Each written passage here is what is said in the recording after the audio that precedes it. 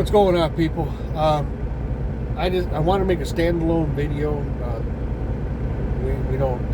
This isn't part of a longer video.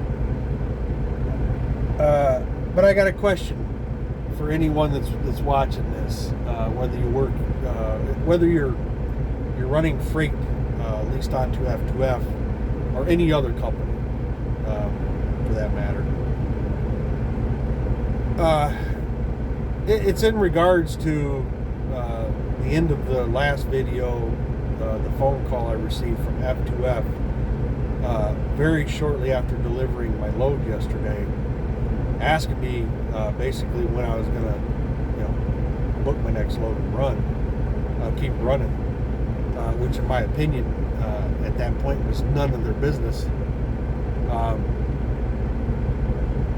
And the reason I'm bringing this up is I called back once I got the voicemail.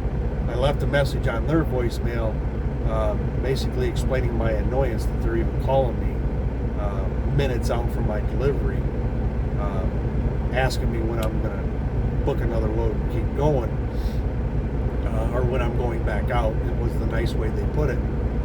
And then this morning I get a phone call. I didn't get to the phone in time because I was sleeping, and they left another voicemail with the same message. So obviously they either didn't check their voicemail or they ignored what I said to them and decided to call again.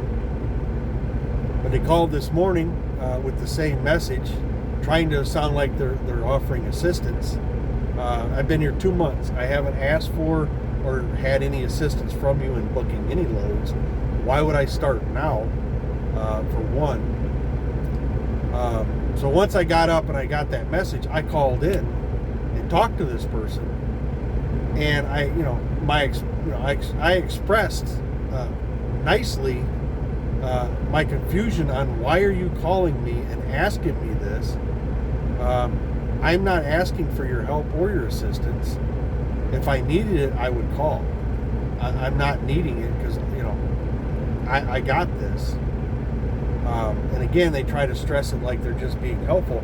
No, you're trying to push. That's the goal of those phone calls. I'm old enough to know better. I'm not, a wet behind the ear 20-year-old, fresh out of high school that don't know any better. The phone calls are designed to do one thing. It's to push you to keep moving. And as I explained to that person in that phone call, when I book a load, you'll be the first to know. When I find something that's acceptable to me that I want to run, I'll book it. And when I book it, I'll let you know. So I thanked them for their time, and we hung up. This afternoon, I get the same call again from the same person. And this time, it took a lot of tongue biting not to lose it and just tell them to go F themselves at this point. But I explained to them, as stressed in the earlier phone call, I don't want your help. I'm not asking for your help. If there's an issue with the way I'm running, then you need to let me know. Oh no, there's no issue. Then why are you calling me? Why are you calling me and pushing me to book a load? I will book a load when I find something acceptable. During that phone call, what I did not say to them was I was in the process of booking a load at that time.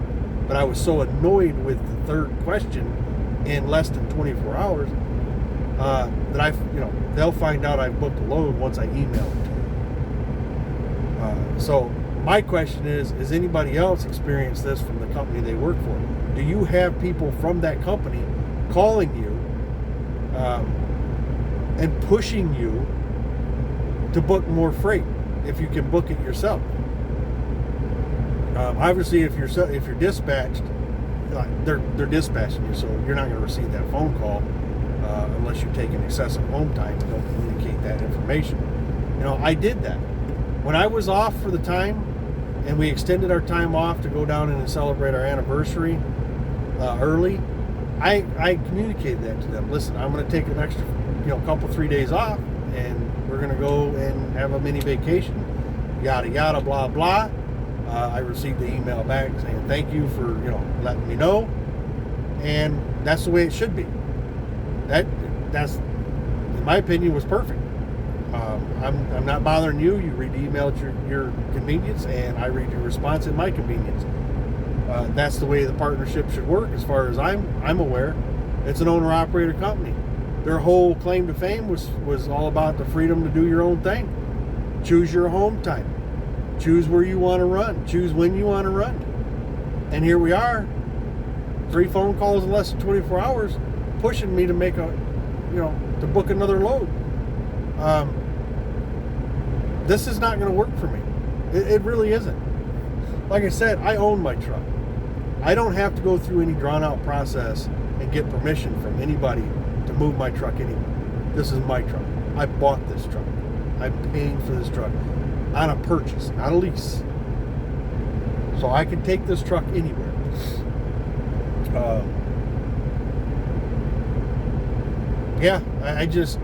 I'm sorry.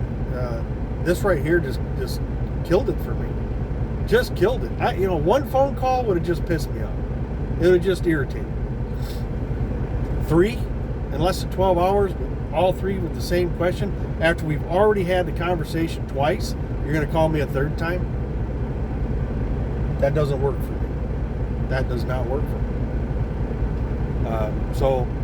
To be honest and clear, like I always am, and I'm sure I'll get crap from somebody, I'm already looking.